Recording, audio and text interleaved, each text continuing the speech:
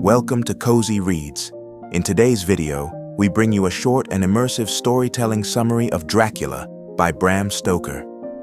Take your time, relax, and let's dive into this dark and haunting story. In the depths of the Transylvanian mountains, a young English solicitor named Jonathan Harker embarks on a journey that would change his life forever.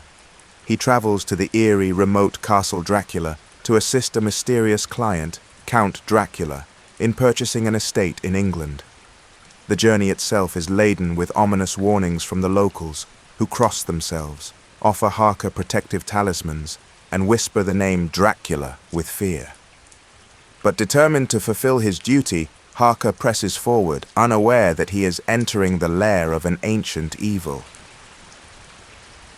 The castle itself is cold and imposing, a fortress of dark stone perched high above the misty landscape.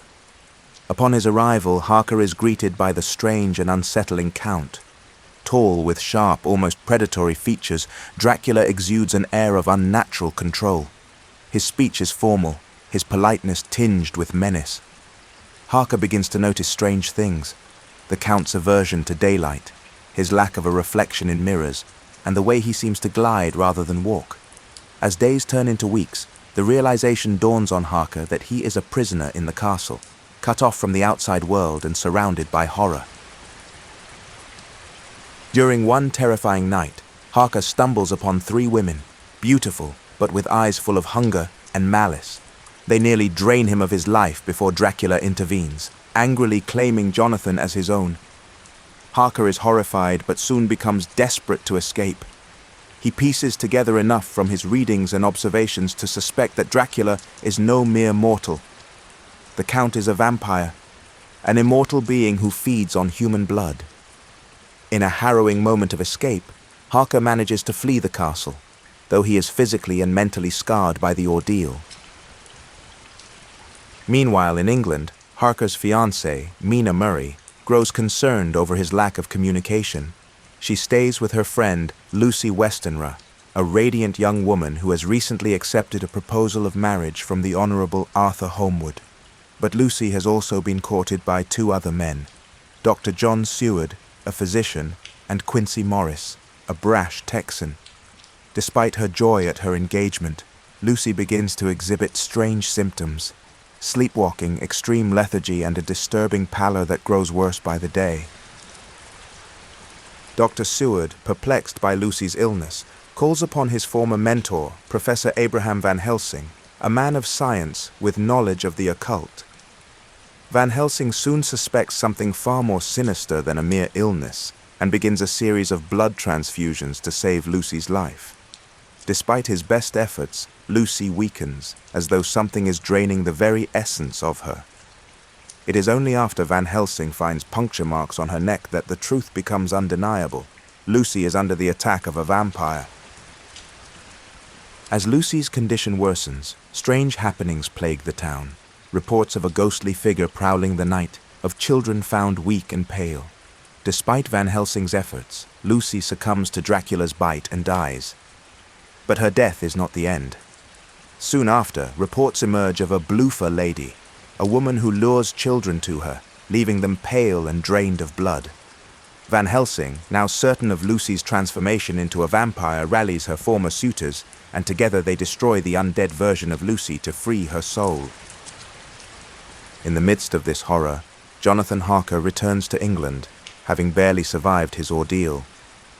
He and Mina, now married, join Van Helsing, Dr. Seward, Quincy Morris, and Arthur Holmwood in a quest to rid the world of Dracula's evil. Armed with knowledge of vampire lore, garlic, crucifixes, and wooden stakes, they track Dracula's movements. They discover that the Count has been transporting boxes of earth from his native land to England, using them as sanctuaries to regain his strength. The group realizes that Dracula's ultimate goal is Mina. He sees her as a prize, a means to spread his vampiric influence further. In one horrifying scene, Dracula forces Mina to drink his blood, initiating a psychic connection between them. This bond allows the vampire hunters to track Dracula, but it also puts Mina at great risk as she is slowly transforming into a vampire herself. Time is running out, and the group knows they must act quickly before Mina is lost to Dracula's curse forever. As they chase Dracula across Europe, they uncover more of his sinister history, a ruler who once fought fiercely for his country but eventually succumbed to a dark thirst for immortality.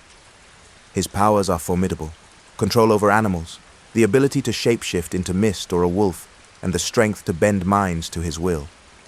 Yet his one vulnerability is the need to rest in the sacred soil of his homeland. The final confrontation takes place in the shadow of Dracula's castle, deep in the Carpathian Mountains. The group splits up to cover more ground, racing against the setting sun to intercept Dracula before he can reach his stronghold. As Dracula's gypsy servants transport him in a coffin filled with his native soil, the group attacks. A fierce battle ensues, with Dracula's servants defending their master with all their might. In a climactic moment, just as the sun sets and Dracula begins to regain his strength, Quincy Morris delivers a fatal blow, driving a knife into Dracula's heart. The vampire's body disintegrates into dust, and with his death, Mina is freed from the curse. However, the victory is bittersweet. Quincy dies from his wounds, sacrificing himself for the greater good. The story concludes with a sense of bittersweet resolution. Jonathan and Mina return to England, where they begin to rebuild their lives, haunted by the memories of their ordeal, but grateful for their survival.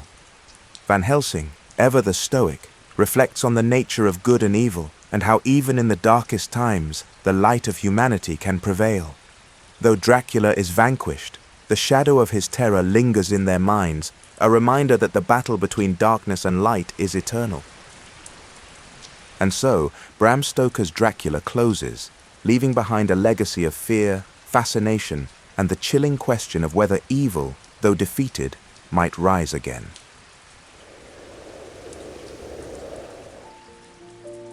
Thank you for listening to our narrated summary of this classic tale. We hope it brought you relaxation and that you enjoyed this journey through timeless literature. If you liked today's summary and wish to delve into the full story, check out the link in the comments to get the full textbook. Please consider subscribing for more relaxing reads. Until next time, keep the stories alive and the pages turning.